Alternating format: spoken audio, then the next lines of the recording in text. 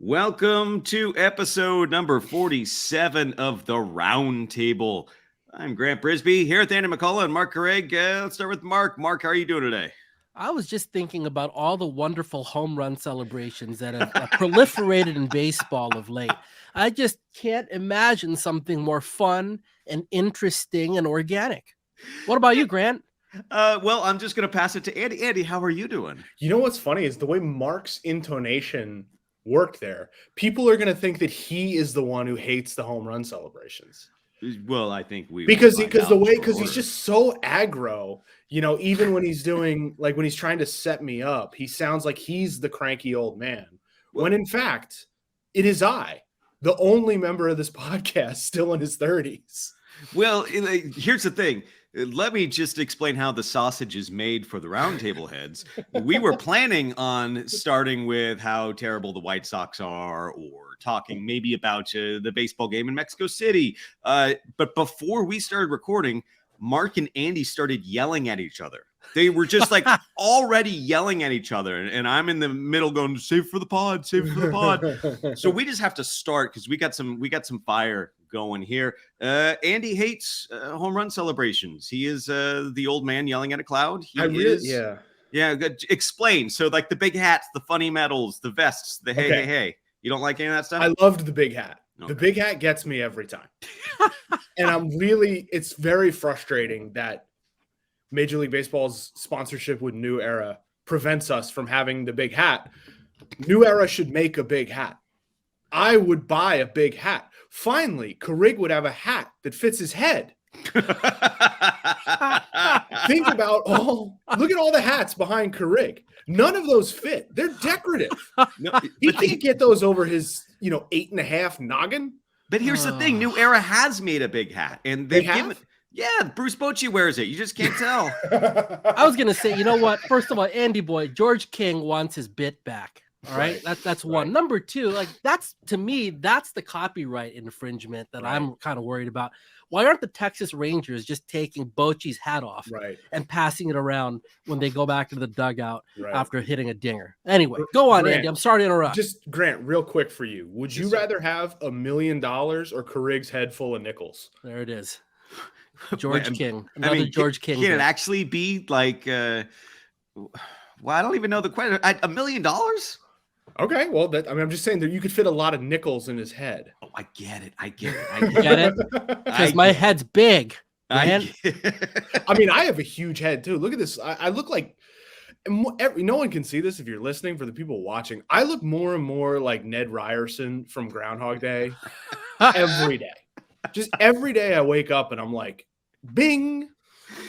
I didn't want to say it. That was like a bridge too far for me, but hot damn, you look like Ned Ryerson. Yeah, Ned the Head. All right, so tell me about the home run celebrations you actually hate. Look, man, it's frustrating. I feel like I am crossing a Rubicon in aging. I didn't care about bat flips, let the kids play, all that stuff. It's great. I love it. I love, fun, celebration, authentic stuff. When it gets into arts and crafts, I just start to get, I don't like myself that I react this way. I really don't. I'm mad at myself. I saw the Minnesota Twins, who are playing really good baseball and, should be this heartwarming story. And I see them put on a fishing jacket that says, land of 1,000 rakes. And my head explodes. And I just feel so old and I feel so tired. And I don't know. It's not that I hate fun, Brian. Stop saying that. I love fun. It's just that I worry that what I feel is fun is so far removed from what the youth think is fun. I'm not on TikTok. I don't know. Why? All right. Well, here's the thing. All right. First off, Land of 1,000 Rakes. Good pun, but it makes me think of Sideshow Bob, right? That's the problem with that one. That's just Sideshow Bob stepping on rings. But second, let me set the story. Let me set a scene for you. Young Grant Brisbee in the bleachers of Oracle Park, then known as Pac Bell Park in 2000. Giants had a miserable start to the year. they start winning and winning and winning throughout the summer, and they eventually finish with the best record in baseball.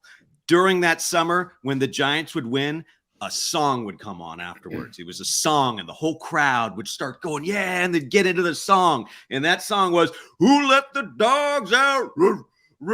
Like, it's terrible, objectively terrible. This is kind of before every team started doing it, the hipster Baja Boy stuff.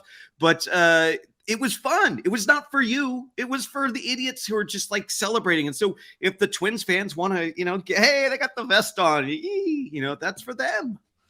It's more, what it strikes me as, like, there was the home run jacket last year, right?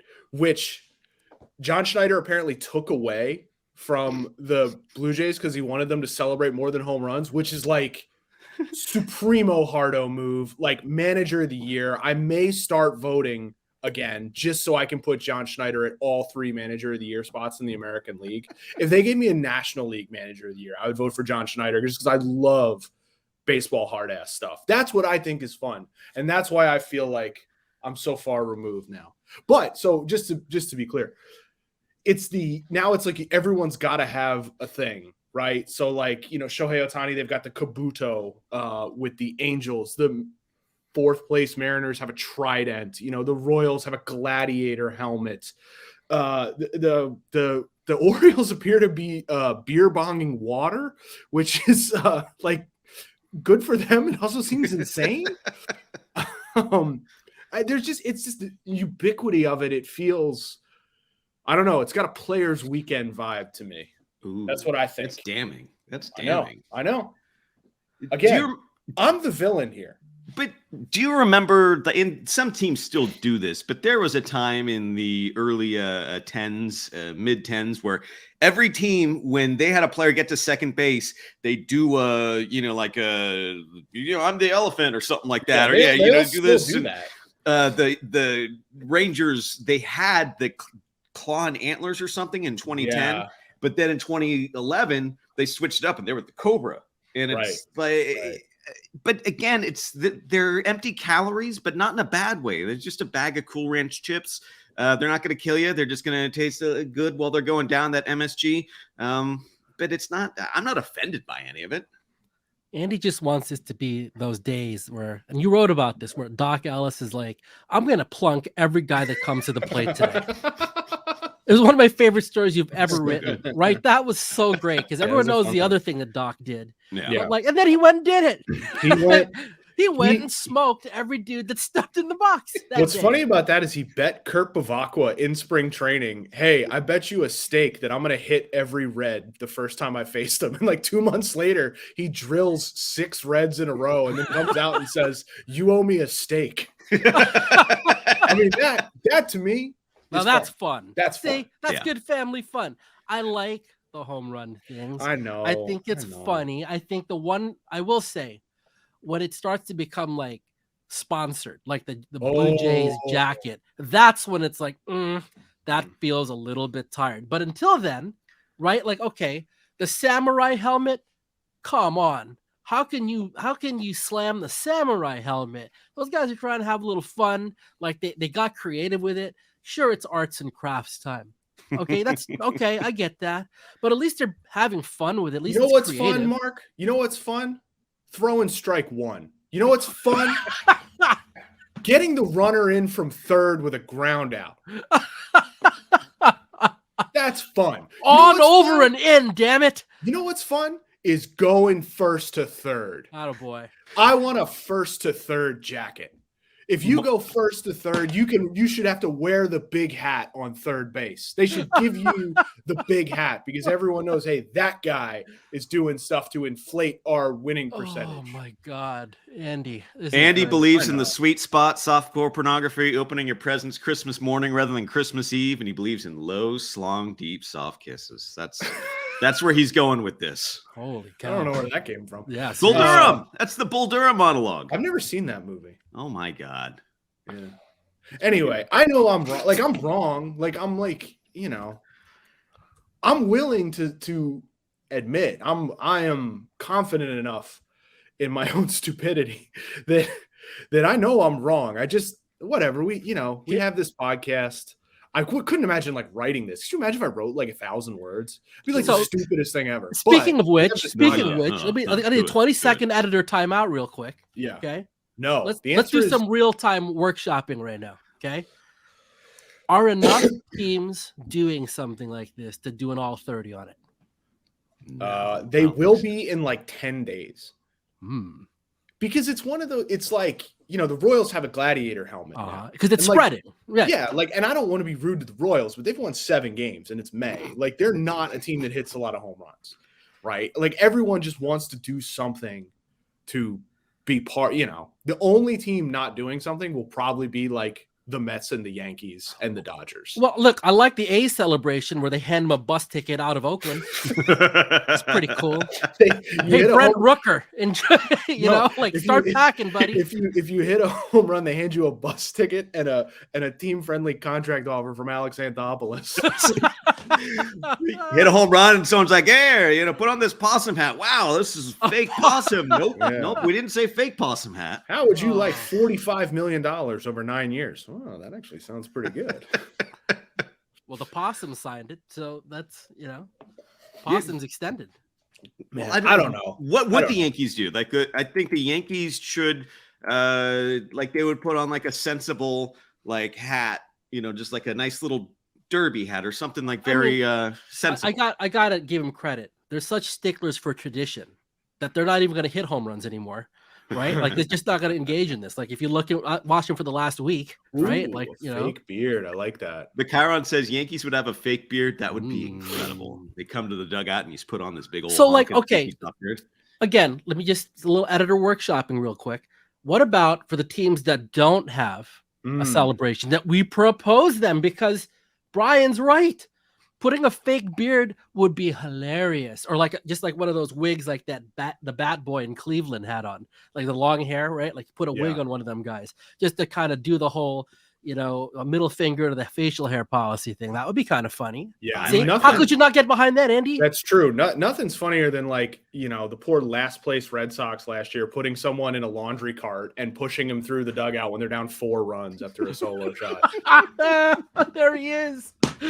Oh, this is great. Like, again, like, this is not, I don't like this about myself. I really don't. Like, this is so entertaining. I genuinely wish not to. I mean, I had therapy a couple hours ago, but we can just keep going. Like, I just genuinely wish I wasn't such a natural contrarian. I feel like it would be easier for me to get through the days.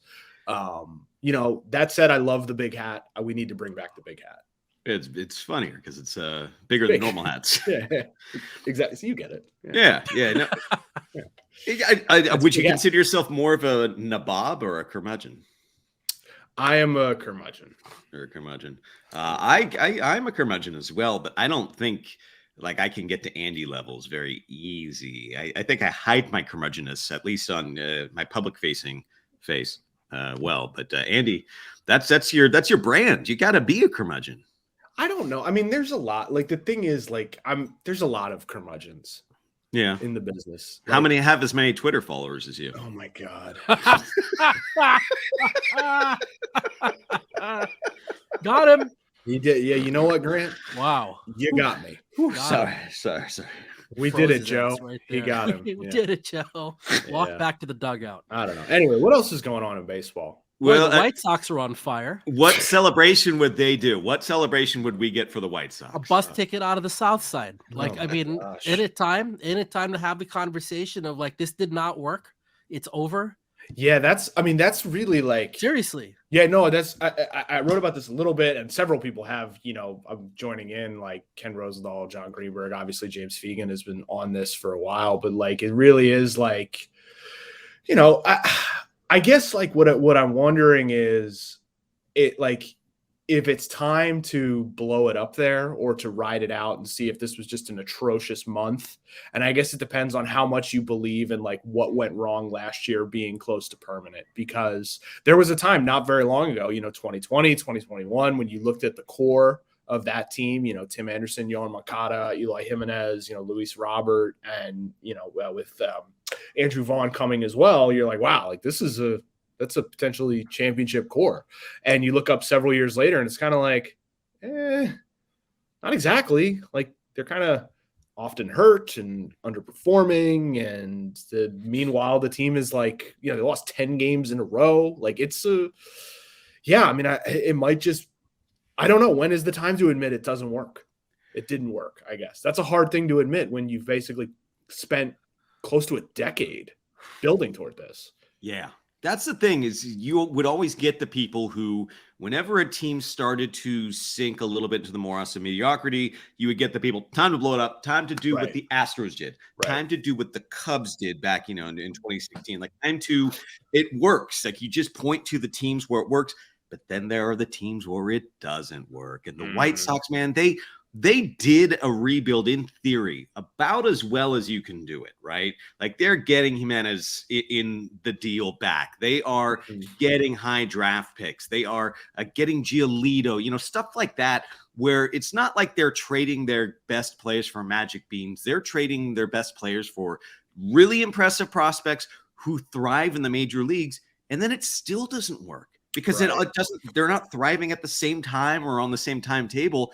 It's fascinating because you list all these names and I still think it's a championship core. I don't get it. Yeah. And they also, by the way, like, as remember, we are pro labor, like they spent a little bit of money, right? Like they put, I believe it was Luis Robert. They put him on the opening day roster by getting him, to sign to a big league deal. They gave Yasmani Grandal the biggest, catching contract ever in terms of AAV. They gave Andrew Benintendi $75 million, which, might not have been the best allocation of resources. They re-signed Lance Lynn. They did a bunch of stuff. There was a managerial hire in there that was a little strange, but there was a lot to like about it. But it's just a matter of like, well, maybe these guys aren't it. I don't know. Well, James Fegan, as you mentioned, all over it, right? Doing a really nice job, I think, covering this from pretty much every angle. Something he noted a few days ago when I was reading one of his pieces is that, it's not like the projections were super high on this group coming in. Right. So I think to me that, and I knew that, but like seeing it was a great reminder because it's like you could, I love this. We could squint. Right. If the projections were good, we could squint and just be like, rough month, baseball's weird. Right. We could do that. But if the projections weren't that strong anyway, and I think they faced criticism in the offseason that they didn't quite push all the way in as you would think that a team in that position might. Okay. And then you watch this. I think that's why it's interesting as a conversation. I think the blowing up isn't just some doomsday fan reaction. I think it's a legitimate question here. If not right this second, awfully close. Like a couple more weeks of this, and I feel like that really is something to consider. But what's hard about that, and I think this is like we talk about optionality and whatever. Yeah. The White Sox are the opposite of that because really, what are the choices here? It's not like if they blew it up, they're gonna, what are you getting back for these pieces that would be tradable, that would make sense to move? That's tough, right? And then you factor in the, it's still a division that, right? Like it's not like the AL East where everyone's above 500. I think there's a lot of things to consider, but ultimately, I don't know what the end goal would be if like blowing it up doesn't really demonstrably restart you. You're not going to get the pieces back in something like that would push you towards the next thing. So I don't know. It's really weird. I would push back on that idea. I think if the White Sox had a fire sale that took them all the way down to A status, they would get 1 billion prospects back. They would get someone for everyone, not Benintendi, but, you could hold a fire sale and there would be people lining up around the corner for Dylan. Can I say something to that? Actually, let me strongly disagree. Look, really? I was talking to an executive this week. I did reporting. Okay. What were you doing? Was he at the grocery store? I was no. We were on it was great. Like texted, then on the phone. All right, and the conversation steered toward how difficult it is to kickstart a rebuild or start to build up based on trading for prospects, especially when you're a team that might be at an informational deficit. And that's the White Sox. See, that's the problem, because as we've talked about on this pod before, you could pretty much split the league up into two buckets, right? The folks who are sort of kind of in the mainstream of like R&D, all of this stuff, right? Like spending money there, attracting talent, keeping him there on that side of things so that they're not at an information deficit. And then you have the clubs that are sort of on the outside of that bubble looking in. And I think the White Sox have been on the outside of that bubble pretty much the entire time. So when you talk about breaking it down and trying to flip players for prospects, it's really a referendum on how prepared you are and what your information is. Like how good are you at that? And watching this from the outside and kind of knowing a little bit about how it works, and they've historically sort of been, again, an outside of that bubble kind of club, I don't really see good odds of them pulling that off. And I think we've seen it with other teams. It's probably what changed about the Oakland A's the last couple of years. All right. Yeah. So I think, the White Sox are one of those teams. Okay. Like even if you blew it up, man, like the only way that works is that you're taking those players and turning them into prospects that will mostly hit. I think it's just harder to do when you don't have the resources on the back end to pull it off. This is a good point. I guess if you're assuming the White Sox are a normal team, you say, well, what can you get for Tim Anderson? What can you get for Giolito? What can you get for Cease? And you think huge bounty, but they might not be a normal team. They might just be reading Baseball America with the rest of us and being that guy, wow, number 3 prospect. I'm fascinated by the teams in the sport that are so insular. All right. Yeah. And the White Sox are one of them. The Colorado Rockies, right? Like Oakland A's are insular. It's been the same group forever. And on one hand, look, that's also that group in Oakland ushered in an era that reshaped the sport, okay, or popularized it, or whatever you want to call it, right? Like the bottom line is they played a major role in how people see it and change perceptions and all that. And yet that same group might be getting lapped in the new frontier, right? And I think it's a really interesting case study, some of these clubs, of what happens when you sort of let that permeate. All right. And I'm painting with a super broad brush, and I don't mean to. I'm not trying to generalize, but I do think that stagnating or having the same kind of big voices for a long period of time, if you don't do something to shake it up even a little bit, you get into difficult spots. And so maybe that's what's going on. Like we've talked about the Tigers here a lot. But that's a big deal, right? Like they changed out their entire leadership and brought somebody in who's more in that mainstream, so to speak, right? And so that's going to take a while, but they've made that move, right? They've kind of come back to the mainstream. And I just kind of wonder with the White Sox situation, when people are talking about sell the team, right? And they were chanting that on the South Side this week. I think that's also as much as, hey, what about this front office? They've had all this time, and certainly, it begins and ends with the owner, especially there. Okay, it's well documented. He's a controversial, polarizing guy. I get it, but also that front office has been intact, pretty much the same for a long, long time. They're the ones making these calls, and it's maybe it's time to look at that. If you're serious about wanting to do something with that situation, maybe that's where you begin. I don't know, but anyway, that's sort of. That's why they're fascinating to me. I think the White Sox are there's a lot of layers to it to consider.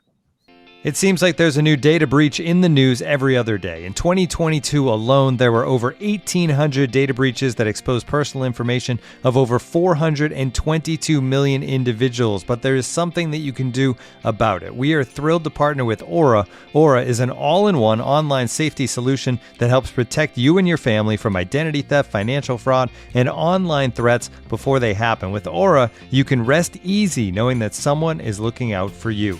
The app scans the dark web to look for email addresses, passwords, social security numbers, and other sensitive information. If anything is found, you'll receive an alert in real time. Aura offers a suite of tools, not just one thing, to protect you and your loved ones, including real-time alerts on suspicious credit activity, computer virus protection, parental controls, a VPN, and a password manager. It's a comprehensive online safety solution. Aura also helps reduce annoying robocalls, telemarketers, and junk mail by sending takedown requests on your behalf regularly. For a limited time, Aura is offering our listeners a 14-day trial plus a check of your data to see if your personal information has been leaked online. All for free when you visit aura.com/MLB show. That's aura.com/MLB show to sign up for a 14-day free trial and start protecting you and your loved ones. That's aura.com/MLB show. Certain terms apply, so be sure to check the site for details. Spring is here, so you should be getting outside and enjoying yourself, not cooking indoors or going to the grocery store. And luckily, Factor is here to help with that. Factor's fresh, never frozen meals are ready in just 2 minutes. So all you have to do is heat and enjoy, then get back outside and soak up the warmer weather. Factor offers delicious, flavor-packed options on the menu each week to fit a variety of lifestyles, from keto to calorie smart, vegan plus veggie, and protein plus, prepared by chefs and approved by dietitians.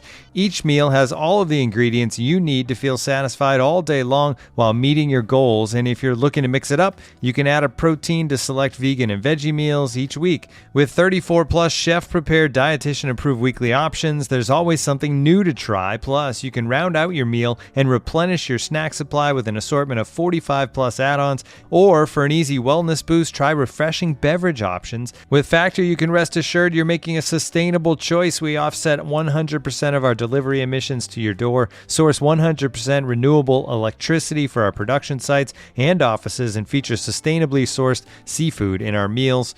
Head to factor75.com/MLBshow40 and use code MLBshow40 to get 40% off your first box. That's code MLBSHOW40 at factor75.com/MLBshow40 to get 40% off your first box.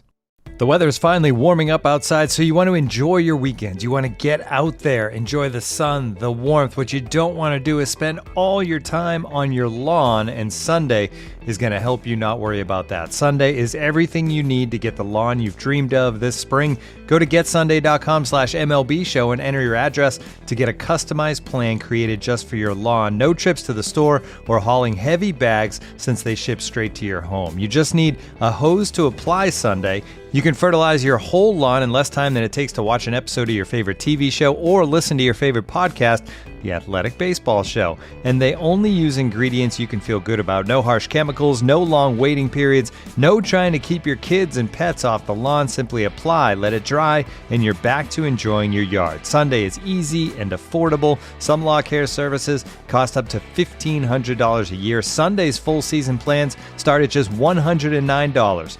And for a limited time, Sunday is offering our listeners 50% off your first box, so you can get started today for as little as $55 when you go to getsunday.com/MLBshow at checkout. That's 50% off your first box at getsunday.com/MLBshow. I look at their ERAs, their staff-wide ERAs, 4s, 5s, 6s, and 7s, and I wonder about, what's going on with the pitching? But I know that their pitching coach is Ethan Katz. He has come up in the Giants system, and he's going to be one of those pitching coaches that thrives on information. Hand him the secret pitching dossier and say, here's how you attack the hitters of the team we're about to face.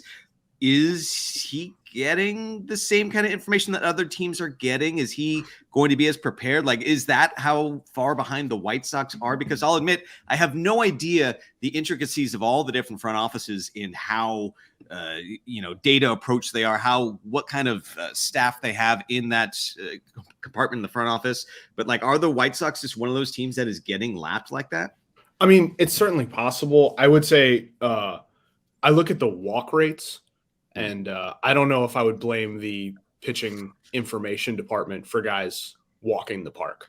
Fair enough. It's definitely, it's all I think what is interesting is it's all part of it, right? It's an insular culture that maybe isn't as open to new ideas. It's some misfires in free agency. It's downright bad luck in a variety of ways, Liam Hendricks coming down, with cancer, is not something that you really write into, the script of how you expect this whole thing to go. It's underperformance by their star players. It's injuries to the star players. It's the fact that they play in a division that, while it isn't very tough, there are a couple other clubs that seem to be ahead of them in the information pipeline, in the Twins and the Guardians. I mean, I just think it's a lot of different things. Mark, you brought up, you were talking about how you're fascinated by the insular culture and, where the same people are making the same decisions for quite some time. And that made me think about the Cardinals, right? Mm-hmm. Because if I look at, and this actually applies to the Yankees as well right now. The Yankees are in last place as we record. right? I believe the Cardinals are in last place too. I think they're like 10 games out in in the Central. And if you asked me how I think both the seasons will end for both teams, I would say they will be in the playoffs, because that is just sort of a bet on their organizational DNA, right? Their ability to figure these things out.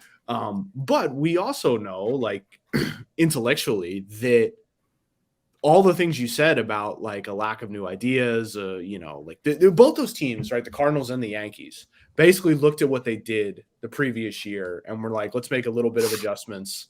We're not going to actually correct the flaws that are sort of available are visible to dummies like us. We're not going to correct those. We're going to strengthen our strengths. And we're just going to run it back.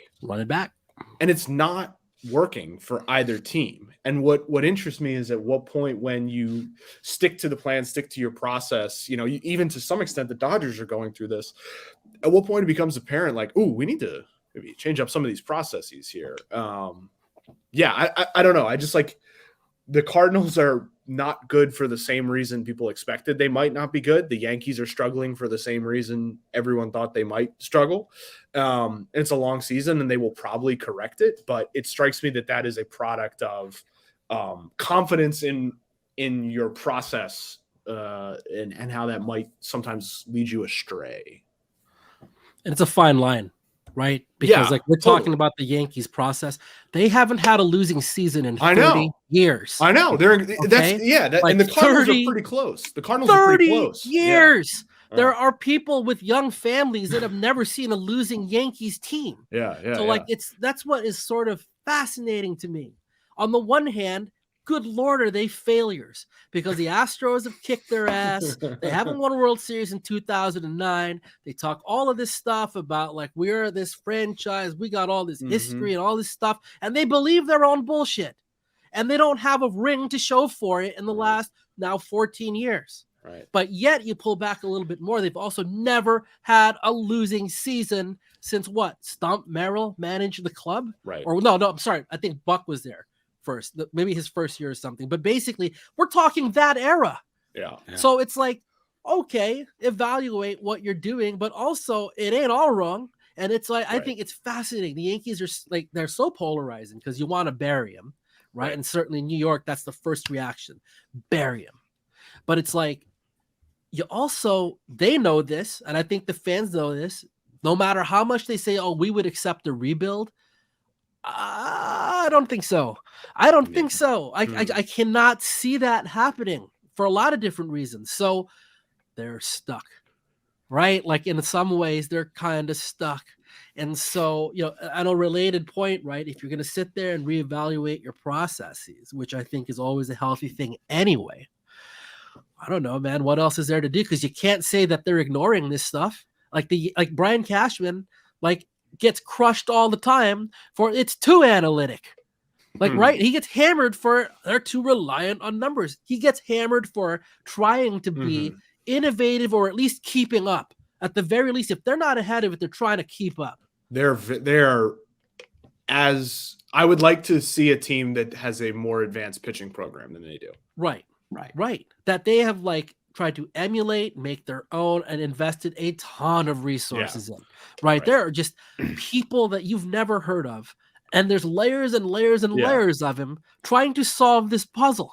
Right. So it's very easy to just be like, blow the whole thing up, fire every last one of him. This isn't working, yada, yada, yada. And yet they're in last place right now. If they were in the playoffs by the end of the year, who's surprised by that? Right. That's what I'm saying. Yeah. I remember the year that broke me when it came to, the Yankees are finished, was 2014, when it just looked like you looked over that lineup and you had a 40-year-old Derek Jeter. You had 37-year-old Carlos Beltran. You had 40-year-old Ichiro's in there. You have Mark Teixeira crumbling, Brian Roberts. You have their aces like Hiroki Kuroda.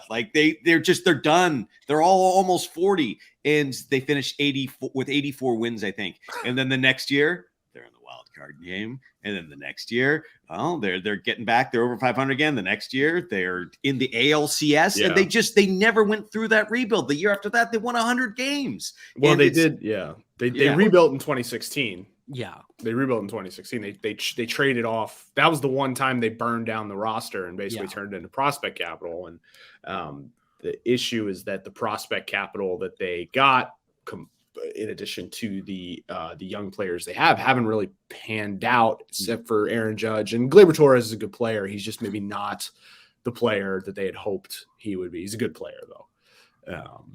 But I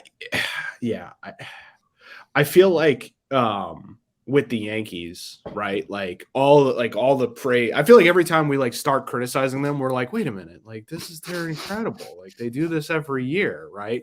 But then at the same time, it's like, who is surprised that Giancarlo Stanton, Aaron Judge, Josh Donaldson, Carlos Rodon, Luis Severino, like Frankie Montas, all these guys are unavailable currently.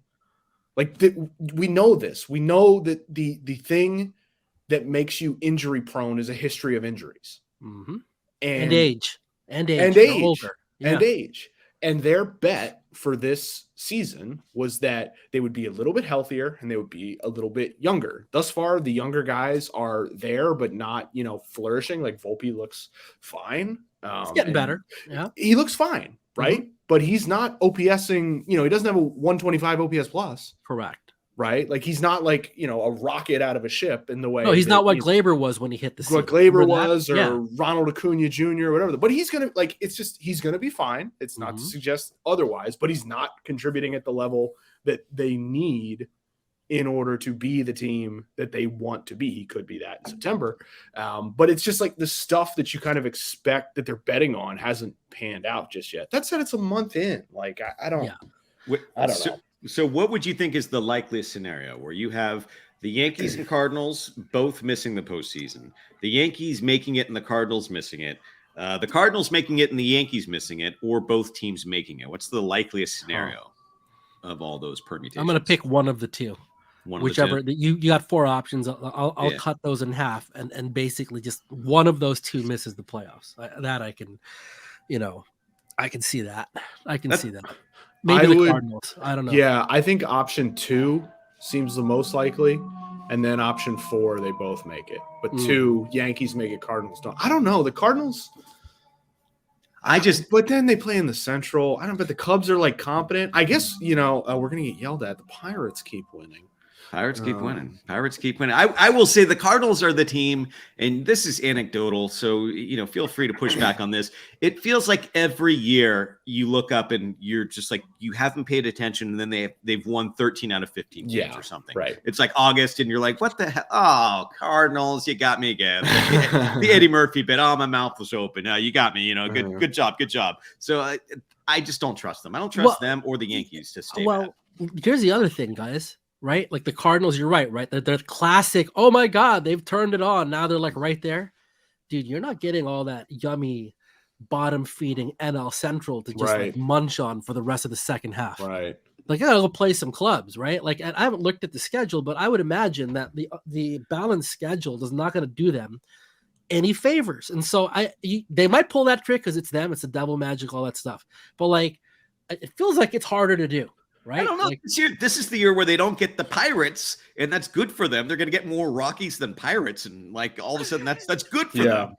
I mean, there is just more competence in the division, though. The Cubs are competent. Yes. The Pirates are competent. The Reds are still the Reds, but and the Brewers are doing the Brewers thing. They're on pace for 88 wins and not trading Corbin Burns. So who knows? But yeah,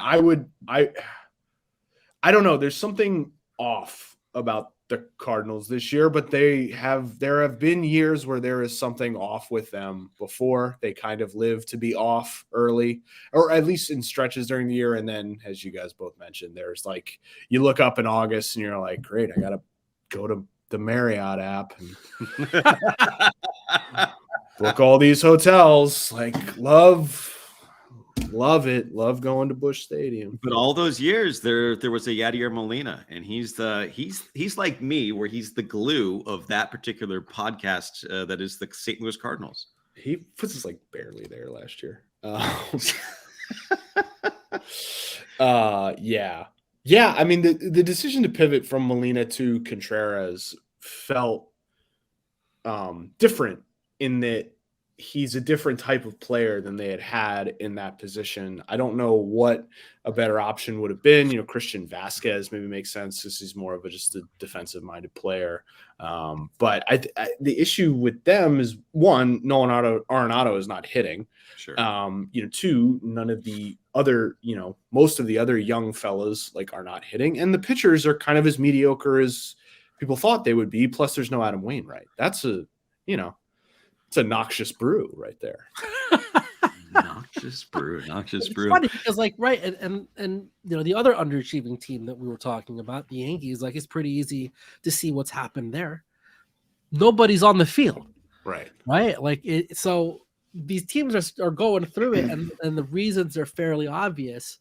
But what I am fascinated by with the Yankees in particular is that they've been fighting the same battle, it feels like, for years, where they're that team that has relied on fossil fuels for all this time, which is agency and whatever. They got the big SUV, and they're willing to pay the freaking $5 a gallon to fill that 20-gallon tank. Just keep pouring money into this thing. And then finally it looked like they were going to wean themselves off of that with that baby bombers class. All right.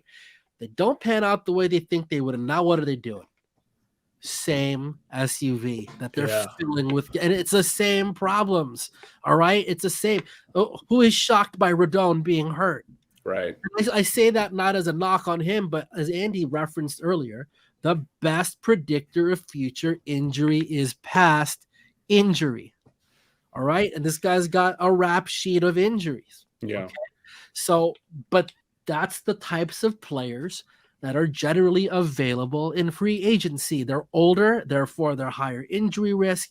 And so here we go again. It's the same cycle. And the thing I wonder about is, will they ever break out of it? Because there's truly only one way to do that, which is to say, you know what? This was a nice 30-year run of never being shitty. Okay? That's what it would take. You'd have to actually concede to, we're going to lose a bunch of ball games here for a bit. Why? Whoa. What are you talking about? What other way is there to reset this thing? Well, you don't. You develop players in the minors. Yeah, but access some of the higher end players, you've got to have a pick high enough to do that. You've got to be willing to stock, and then look, you got to do that well, and good teams can do it well. I get that, but you still need access to some of the higher end talent. What's the highest that they pick every year? If you make the playoffs every year, if you're over 500 every year, you never have a top 5 guy. And look at the teams that we talk about as our MLB.com teams. You know what they are?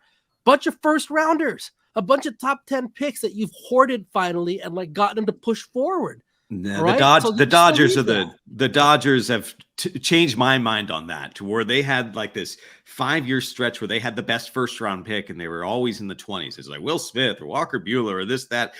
You can overcome not having a top draft pick. Yeah. You just have to do. I don't know. It's a good good point. Difficult. It's a good point. Who's the best player on the Yankees right now? Right? On the current roster. Garrett Cole. When was he drafted? He was 1-1. 93. God damn it. It's been a while. He's 1-1, right? Yeah. Clayton Kershaw was the 7th overall pick, Max Scherzer was the 12th overall pick, I think. Verlander was what, 3rd? So okay, point taken. That's not to excuse all of it. Right. But certainly that helps. And it's not a coincidence that when these teams come out of the woodwork and all of a sudden they're in their competitive window, it's top 10 picks that they're writing. And when do they ever have that here? Never. Right. But hey, you can still, I think the point Grant made is good in that it's a valid point. You can still hit on those guys. Yes. Right. So, and it's the sort of thing where if you're going to do it, you need Volpe to be an all-star. Maybe not an MVP, maybe not, who was the guy who played shortstop there? Derek Jeter. Yeah, that one. Maybe not him. But Yeah, you know, that's a you- good guess. you- I was gonna say Didi Gregorius. Grant and I have a mind meld. He knew Yes, right exactly where there. I was going. Got it. I know that one. You need and so he's not there yet, and that's okay. It's not his. I keep why am I protecting Andy Volpe? He'll be just fine. But you need those guys to contribute. You need the guys who they have in making the top 100 lists show up and play well, and they just haven't had that yet on the position player side. I mean, that is, I got the bell here. I will ring it because I'm going to talk about the Giants and what their big problem is that they haven't had crap from the farm system for almost a decade. Logan Webb was a gift from the previous front office, but after that, you have this succession of first-round picks that are just they're not even close. Like Patrick Bailey is the closest, but you have Elliot Ramos. He doesn't seem like a regular. You have Hunter Bishop. His career is over, and you see it now. And people are so mad at Farhan. They're so mad online about but when you have the job of I guess we got to fill through free agency again. That's impossible. You have to have a pipeline. If you don't have a pipeline, just getting to 500 is amazing to me for the teams that don't have a pipeline. Yeah, or you need to have some equivalent of what the Astros had and still have, I think, of a position player core that's there, or the Braves, right? The Braves had a position player core, and they've been able to augment that now through, incredible trades and getting all these deals, where they have like their roster set for the next 3 or 4 years. But that is challenging to do when you're at the deficit of not being able to swindle people in trades, not be able to get Dansby Swanson for Shelby Miller or something like that, or not picking high in the draft. Yeah, it's a challenge. I reject the premise that the Yankees, the way out is a reset. I reject that premise.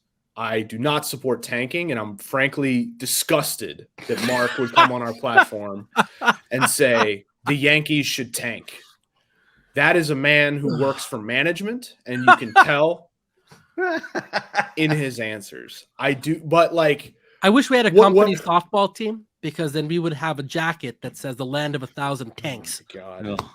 Mark will never see the light of a union boardroom, and Mark will never see the light of heaven. I just do want to say though that when I'm saying I want to acknowledge that when I'm saying look, just develop big league all-stars. I understand that's the hardest thing to do in the sport. But you're the Yankees. You can do it. I don't know.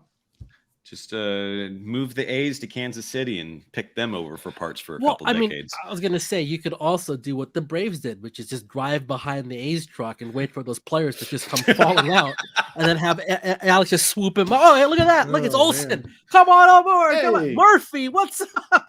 Get on over here. Sean Murphy's that guy hits a home run every day. Every day. Yeah. Holy smokes. Every day. A's could use a player like that. Yeah, that is. I wrote something about the Giants not being in the market for Sean Murphy this offseason, and I got some pushback from that from top sources where they're like, "You moron, we were all over him. You can't just go on MLB trade rumors and discuss what and try and figure out what we're doing in the offseason. We wanted Murphy bad, but the A's like the Braves offer more, and you can see why. He's so good. He's so good. He was so wasted on the A's." He's I saw him hit at least 2 homers yesterday off the Mets. He's a very good player. He's the got Braves are still the best team for me. He's got like a what are the kids calling it now? A good can? Oh, that's right. Yeah. He's got a robust dumper. What do they say? Can. I think he has a muscular keister. Okay. Would you like to know the team in Major League Baseball, the top 3 teams and giving up dingers? Let's go top 4. Top 4 teams giving up dingers, and most or least. Most. Giants. Mets. Rockies. No, not the Rocks, not the poor Rocks. White Sox, A's. Of course. Yeah. So when we're talking about home runs can sometimes be a product of a little bit of weird luck, right? and the White Sox giving up 48 dongs, which is only 2 short of the A's who aren't trying. Like that is amazing to me, right? Like to kind of like go back to an old convo. Like it's just that seems like that can't be real. Do you know what team leads the league in highest ground ball rate? No.